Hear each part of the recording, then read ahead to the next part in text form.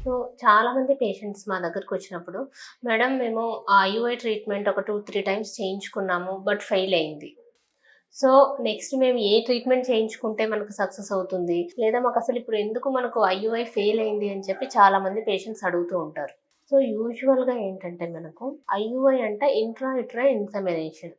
So, ఇందులో ఏం చేస్తామంటే మనము హస్బెండ్ యొక్క స్పెర్మ్‌ని వుమెన్ యొక్క గర్భాశయంలోకి మనం ప్రవేశపెట్టడం జరుగుతుంది. సో, ఇందులో మెయిన్‌గా ఏంటంటే మనకి ఎగ్ రిలీజ్ అవుతుందా లేదా? నెక్స్ట్ రిలీజ్ అయిన ఎగ్‌లో క్వాలిటీ ఎలా ఉంది? నెక్స్ట్ స్పెర్మ్ పారామీటర్స్ ఎలా ఉన్నాయి? సో, ఇవి 2 మేజర్ ఫ్యాక్టర్స్ అన్నమాట మనం ఐయుఐ సక్సెస్ రేట్ డిటర్మిన్ చేయడానికి. సో, కొంతమంది పేషెంట్స్‌కి ఏమవుతుందంటే యూజువల్‌గా పీసీఓడీ పేషెంట్స్‌కి ఎగ్గే రిలీజ్ అవ్వదు.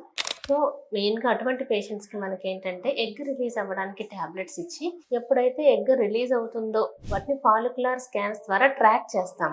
సో, పీసీఓడీ పేషెంట్స్‌కైనా ఆర్ రిమైనింగ్ నార్మల్‌గా కొన్ని డిఫరెంట్ కండిషన్స్ ఉంటాయి.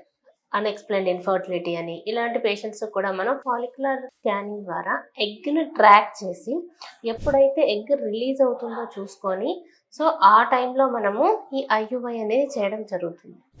సో, దీనికి యూజువల్‌గా సక్సెస్ రేట్ 10-15% మాత్రమే ఉంటుంది.